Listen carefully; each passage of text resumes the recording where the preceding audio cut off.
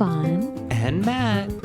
We're an interracial couple with 2 kids wanting to do something that highlights the power of friendship and what it means to be in the company of true friends. We're going to move our society away and out of the loneliness epidemic and into a friendlier, happier world. Welcome to our friendly world. Better, stronger, together. Welcome back, everybody. Welcome to our friendly world. Hello. Blessings and salutations. A friend recently told me asking questions is what makes us wise, and asking advice is what makes us smart. That is in sync with what I believe to be true. We are human. We're part of a larger community. And of course, we need each other. And I'm thinking about the whole asking for help. I don't know about you guys out there, but ever since I was a kid, I made the decision, like circumstances in front of me led me to deciding on the spot, okay, I'm on my own. I'm going to take care of this myself. No one's going to help me. I'm on my own. I'm going to do it myself. Oh, dear. And that's with everything. That's with standing up for my rights when I was obviously in situations where I needed help and I asked for help and it wasn't given. Or I was ridiculed for it, not taken seriously. I'm like, okay, I have to take matters into my own hands. I mean, this is like starting very little, like feeling like I need to tap right now or something. No, but like I told you the stories of like in first grade, having some guy kiss me on the cheek, grab me and like kiss, and I'm like, stop. And the teacher wouldn't stop it, so I took matters into my own hands. There you did. I beat up the kid after school. Sorry to laugh like that. All evil. But, all across the board, every aspect of life, I told myself, I'm going to take care of it myself. And I don't know. And, you never know when little tiny decisions along the way, what trajectory they lead you on. Do you, Matt? Or is it just me thinking that way right now? We get to where we are through a million little decisions we make every day. Yeah, and I feel like those little decisions have completely created this life that I have built now as an adult. Right. Well, I don't feel like an adult, but like years later. But like, now we're raising kids and the kids won't let us do stuff for them. They've been this way since they were toddlers. Me do myself. That kind of mentality since they were little toddlers is like, no, I will do it myself. And at first I thought, cool, look at this independent, beautiful being. But now I'm thinking, I don't think it's so great because it's now, I feel like, is it getting extreme? Is this part of the loneliness epidemic? I don't need you. I don't need anybody. I'm going to do it myself. I think it's gotten to a point that is incredibly isolating and not good. Do you understand what I'm saying? I totally do. Yeah. As a society, we're more prone to do things by ourselves, I think, by and large. Is it though? Is it just American society or what is it? I mean, we were all, going back when we first started the podcast, I would talk about, I hate it when people say, pull yourself up from your bootstraps. What does that mean? I always would talk about like, what does that even mean? But, it's not just me. It just seems like that's pretty prevalent out there. But lately, whatever I think I know has been proven the opposite. Lately, in my own perspective in my life right now. So, and of course, when you're raising kids, that will drive you crazy. Yes. I don't know if I'm making any sense. I don't know if I'm making any sense at all. Like, I almost don't even want to do the podcast anymore because I feel like I'm not making any sense.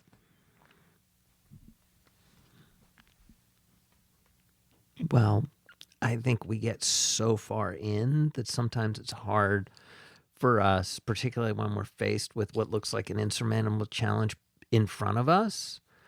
It takes a lot for us to turn around and look to see where we've climbed from.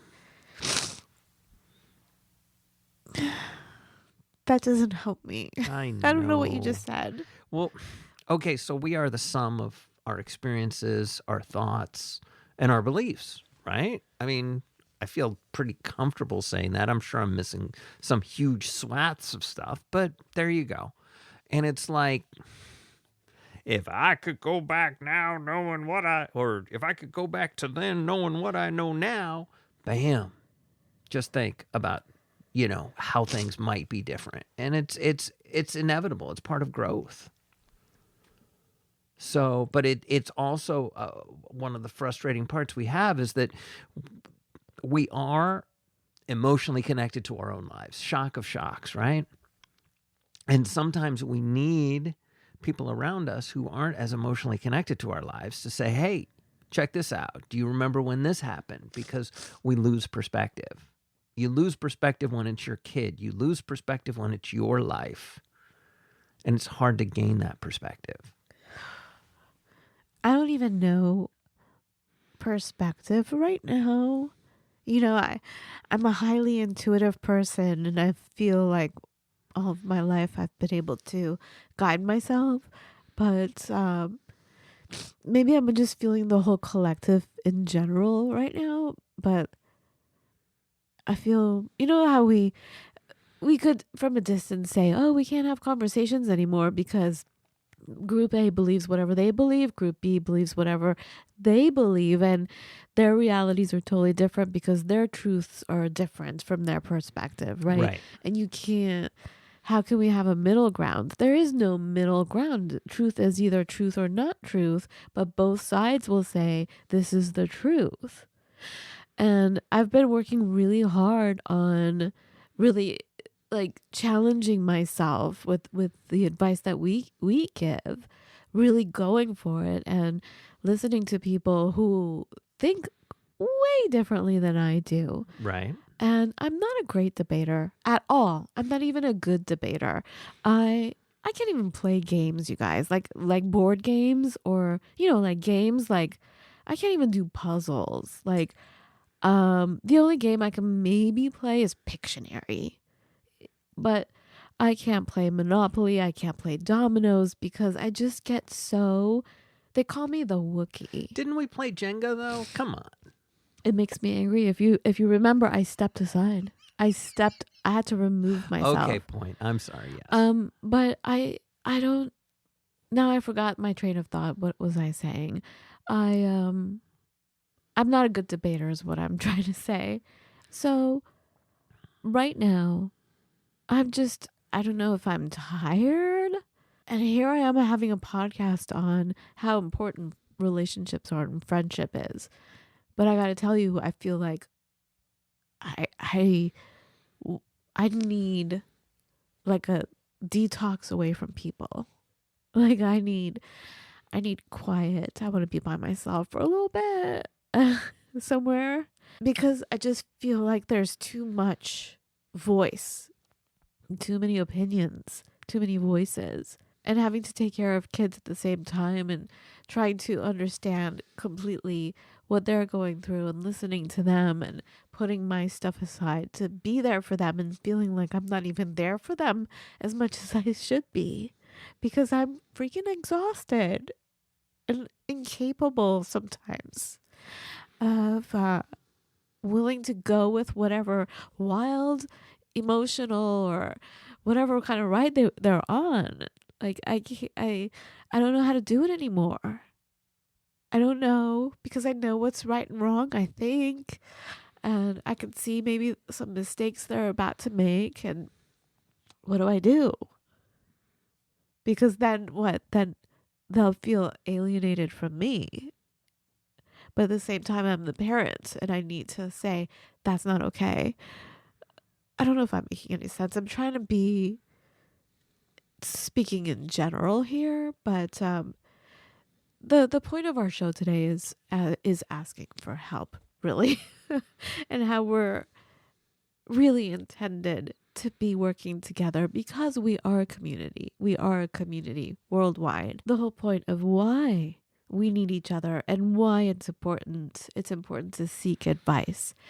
I really need help here. I mean, I have some thoughts, but At the same time, I am tired of advice because I feel like I've gone astray from my own intuition and my own centeredness because listening to so many people, I'm like, wow, I've been wrong about this and this and that. I've been wrong about everything, perhaps. You know what I'm saying? When you're so open to hearing someone else's extreme point of view, extreme from your own, it's possible you get to a point where like, whoa, God, I don't know. You know what I'm saying? Absolutely. But the thing is, for me at least, whenever I discover a truth that I previously either didn't have or never considered before, because those are two different things for me, I have to figure out how it fits into my worldview. And I'm like, wait, hold on. I will literally in the middle of a conversation say, whoa, hold on. I just got to figure out how this fits in my reality. My reality, or my perception of reality, is the more accurate way to say it. But nobody wants to hear me say that. People want to just hear me say my reality. You just rocked my reality. I need to figure out how it fits in. And I take some time at that moment to initially figure out how it slots in. And then later on, I reflect and I figure out how it really does fit in. I feel like I don't have the luxury to do that because I feel like I work slower than you do. Mm-hmm. I think slower than you do. Not that I think slower, but my frequency is different than yours. Like you're able to true. like when we're looking at something, you're able to see something in a split second and know all the details about it. It literally will take me 10 minutes to look at something and go, what am I looking at really here? Mm-hmm. You know what I'm saying? It's different. I don't know. But anyway, But you use the word luxury. It's not a luxury. Luxury is when you have more time in your processing. It feels like you have time to do that, and I feel like I am taken in so many different directions throughout the day. I feel like, and maybe it's just me again, and my excuse is, well, I process slower than you do. You're way quicker. You're way sharper than I am. I'm not saying you're smarter. I'm just saying your processing is way, way faster than mine. So you have more time. Whereas me, I was about to give you a list of things that are on my mind constantly. Mm-hmm. But then I think of yours. That's why I didn't really give you an example. But then I was thinking about your day. I'm like, well, I was going to say, you just have to worry about work. Yeah, just small and stuff. then deal with the kids later. Right. Or deal with the house later, or deal with the bills later. But me, I'm thinking about these things all at the same time. But then I stopped myself from saying that because I know at work you're dealing with 1,000 different things every hour. So it's not fair for me to say that. So I didn't want to say that, but I just did because I just wanted to give you an example. See, I am thinking about you. I make the argument that, first of all, I might be quicker at doing it, and that's only because I do it, and I do it a lot. I'm also doing it a lot, but I can't. It's like a muscle. If you don't exercise it, it atrophies. Well, I must have a completely different body than yours. Hold on. But the other thing is I take the time. The time is extremely important to me. It's important to me to figure out how things slot together. And the other thing I have right now is I have the luxury of having what's the right way to put it? I have a friend. I have a friend of utility, but I have a friend at work. So guess what? Who's in most of the same meetings I am. So we're both kind of navigating a similar reality together. And so I can ask questions of him. I can ask for help from him. I can offer advice, and I can offer help to him. So that's a blessed thing, and that doesn't happen to me all the time. It doesn't happen to me most of the time. I have acquaintances at work. I've got a number of really good acquaintances at work, but I rarely have friends or a friend that I can lean on. So, I get to cheat, and it makes everything a lot easier because on some level we're kind of we're carrying the same burden. But he's helping me with my side of the load, and I'm helping him with his side of the load. You know what I mean? Yeah, I'm glad you have that. I want to say I don't have that, but I do have it. with a couple people, but we're all so busy that by the time we get to speak to each other, it's literally like 5-10 minutes. And if by some miracle we have maybe 45 minutes, there's so much to cover that we don't cover anything. It feels like in depth. Right. So Exactly. I don't have that.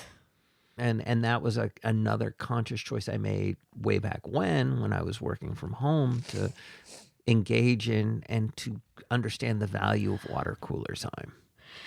That's all good. I don't have it, so I don't know what to do.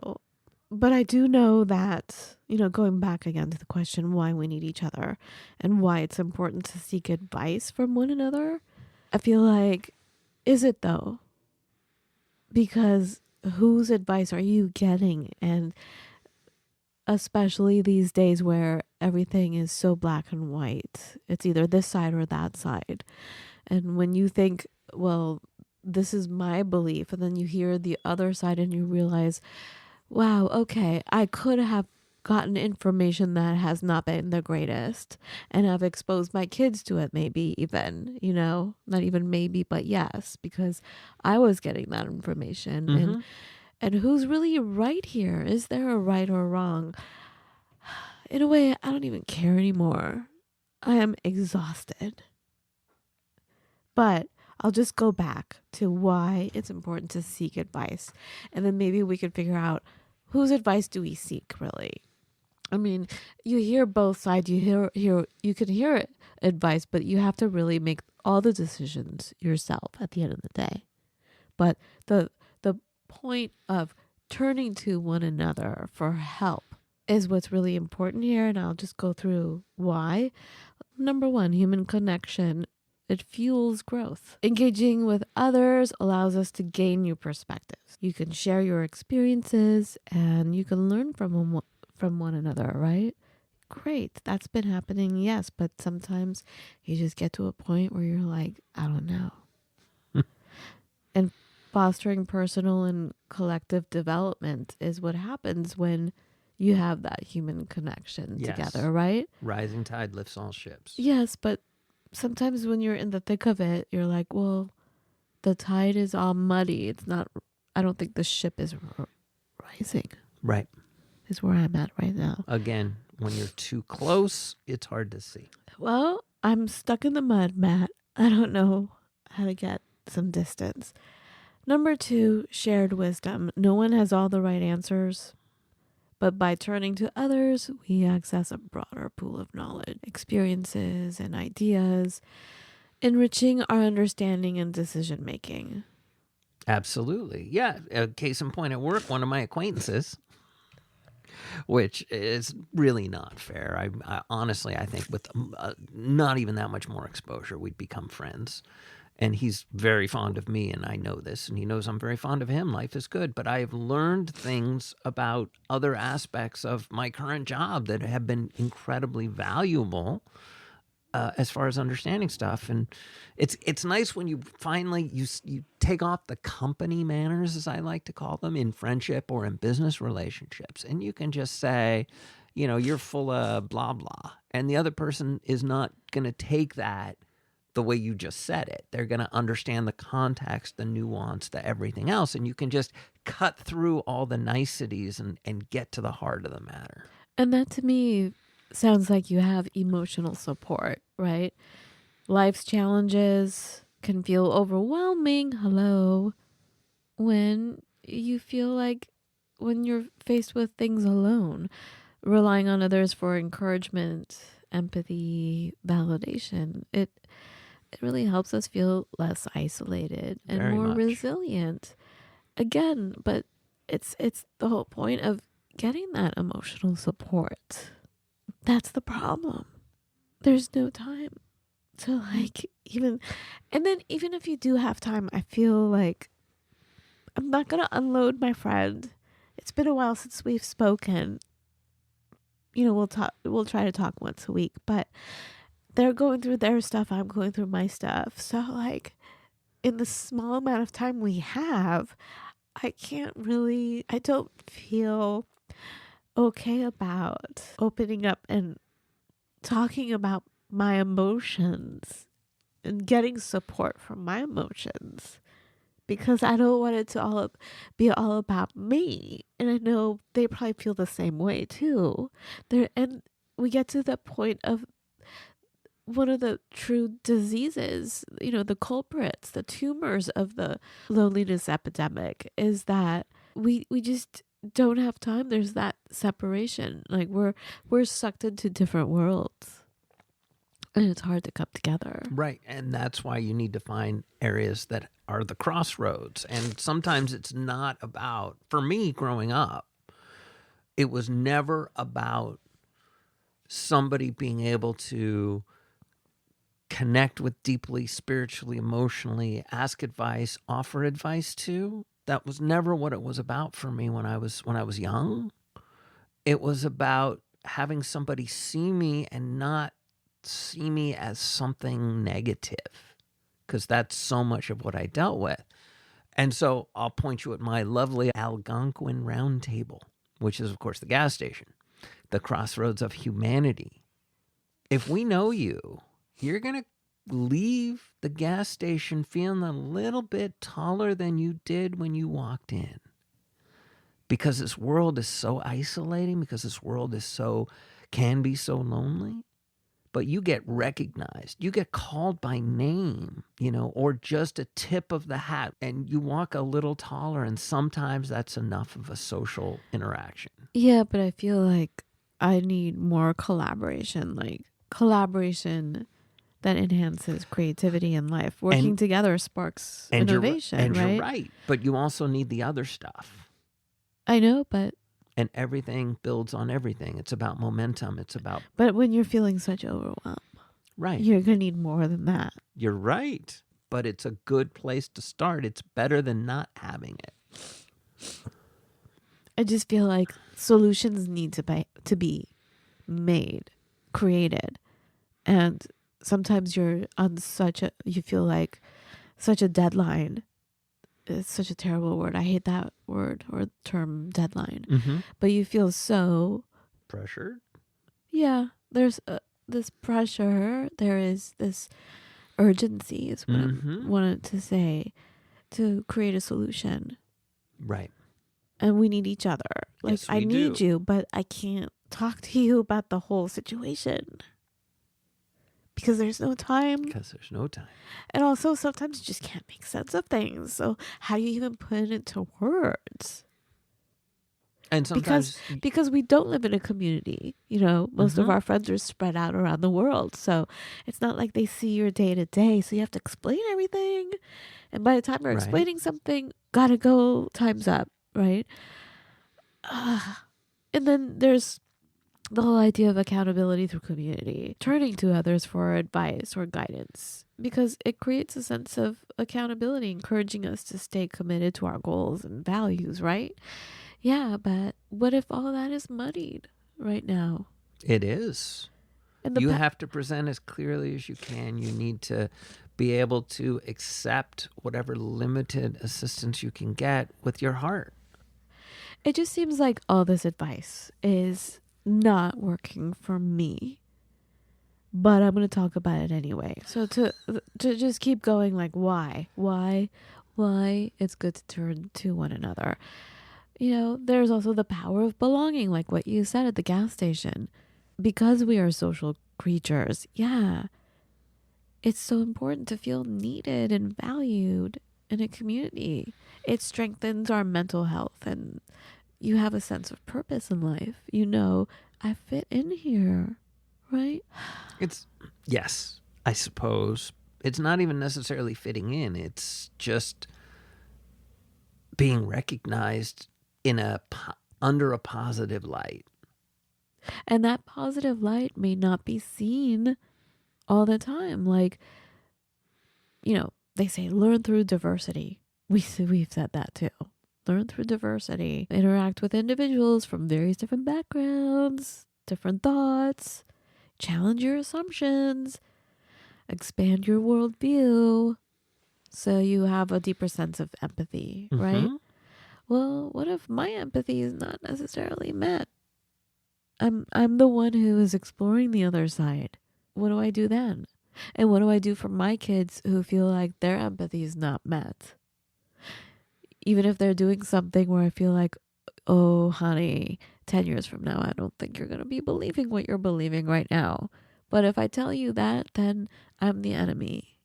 Right, because in that instance, when it's a mentor-mentee relationship, sometimes it's important for you to show and not tell. Yeah, and I've been trying, but honestly, I just feel like I'm failing you guys. I don't know.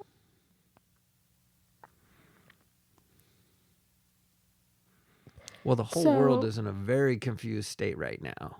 Oh my goodness. Well, okay, probably. And this is the other thing, right? It's not the whole world. There are places where the birds are singing and the sun rises every day. And there are places which are HE double hockey sticks. And the thing is we have a nasty habit to focus on the places where everything's HE double hockey sticks and not where everything's okay. And that's fine and that's valid because you don't want to be an ostrich with your head in the sand.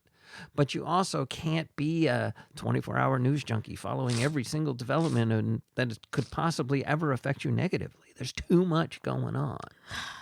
Always too much going on. That's why I want to go away. I just read an article today.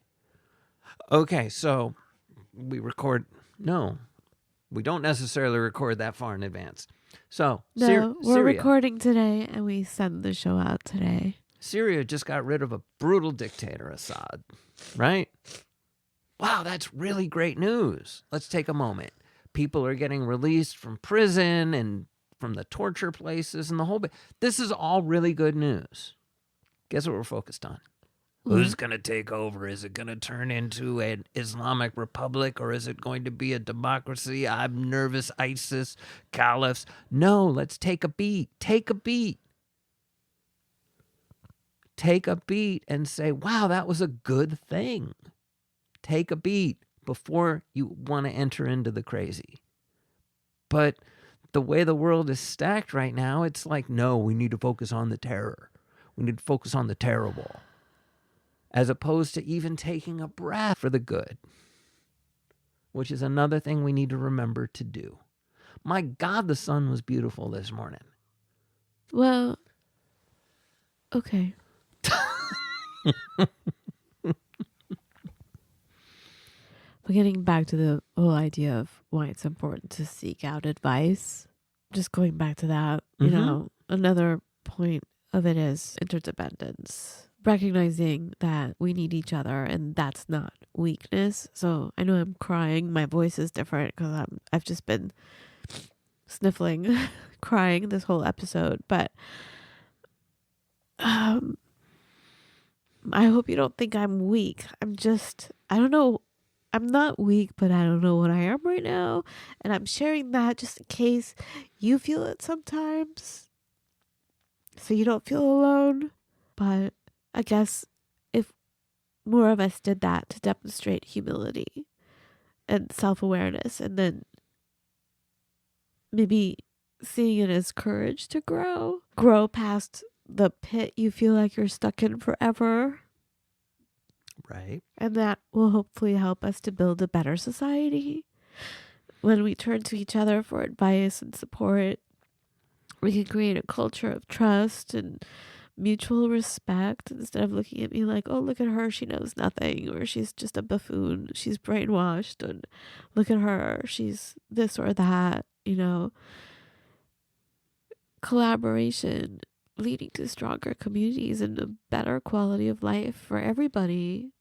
Can we have that whole idea of collaboration? There are whole subjects that I will talk about at the Algonquin Roundtable because it's just going to be people getting really bent out of shape and upset and hurt and a million other things. What? So explain what the Algonquin table is. It's a bunch of guys you hang out with at the gas station. This is just a bunch of random guys I hang out with. Exactly. One of them used to be a computer programmer, so that's always fun. And, you know, one of them's, oh my God, yes. Yeah. All blue collar, white collar, across the political spectrum. Rock on. And there are certain subjects that we don't talk about. We just don't talk about. Or if they're brought up, they're brought up very obliquely. And it's almost like it's the price of admission to let the stuff go. So case in point, somebody was talking about, oh yeah, I was late today because I left my gun someplace I shouldn't have left it. And we're not necessarily big gun fans here. But you let it go, or you're like, oh, well, that's okay. And you let it go. Because I get so much enrichment from other things. Plus, I know I can delicately, and that's the key word here, I can delicately ask questions and get answers and get honest, truthful answers. And I offer honest, truthful answers too. As the sole vegan, I get asked a lot of random questions. So, yes. You know what gets me when they ask questions about being vegan? Oh, dear. They always ask me for recipes, like on the spot. Like, really? Yeah, constantly. Like, oh, like this random thing. Like, how do you make it exactly? And I write things down. I don't remember every detail. Mm-hmm. And then I draw a blank when people question me. First of all, I'm not a good test taker. So Right. if you challenge me or question me and I get nervous, I'm a blank. I'm like, I don't know. A nut. Like, I make it from nuts. You know what I'm saying? Like, it's hard to, it's funny about that. Anyway, random, off topic. If I could just bring it back, how do we create a ripple effect? How do we create a ripple effect of kindness, a ripple effect of compassion and cooperation? But when everybody's going through their crazy stuff, you're not going to be thinking about your outside circle and cooperating when you feel like you're barely hanging on yourself. So seeking advice, sometimes you can't even hear what is being told to you. And if you do hear it, you're like, oh, that just makes me feel worse. What do you do? Basically, it comes back to me. I'm like, I guess I have to figure it out myself. So we're at square one. I'll take care of it myself. And that's not where I think we should be. And I just don't know what to do. So here I am as your host, talking about all the ways we can make a better society. And at this moment, I don't even know. I'm sorry. So I'm going to turn it over to you, Matt. Oh, dear. Well, I've already talked about my circle of mentors that I've been blessed to find, and I've talked about my But you guys companionship are very at work, superficial with your talking. and yet we're not all at once. I don't know how you do that. Well, you have to have a good understanding of the things you can ask. Like, I went to Mr. Wizard, and oh my goodness, I asked him. I was like, By the way, these guys all have nicknames for each other. I don't have a nickname. Not yet. You're the youngest person in the group and the one that has come in. But anyways, Mr. Wizard is the wise voice in the group. Years and years in the insurance business, blah, blah, blah, blah, blah. Anyways, but I needed some work advice, and I didn't have perspective. That's the problem, because I was too emotionally connected, and I realized I was too emotionally connected. And so I was like, you know what? Do I need to just shoot over my boss's head? And he's like, you never, ever, ever do that. And he was right. Shockingly. Not shockingly, because he's Mr. Wizard. But that's just it. People will offer you the advice that they can.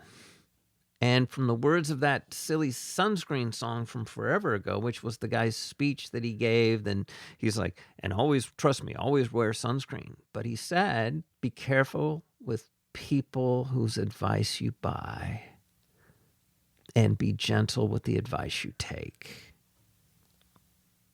It's important. Everybody wants to offer advice, and if you let them in enough for them to offer advice.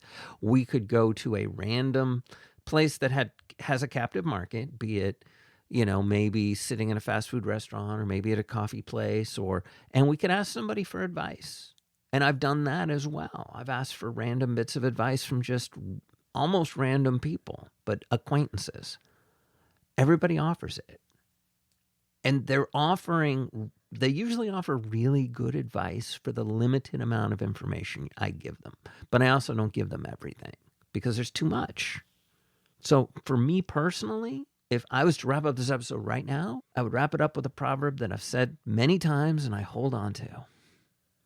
If you want to go fast, go by yourself. If you want to go far, go with people. Okay, let's end it right here. Thanks for listening, everybody. Be well.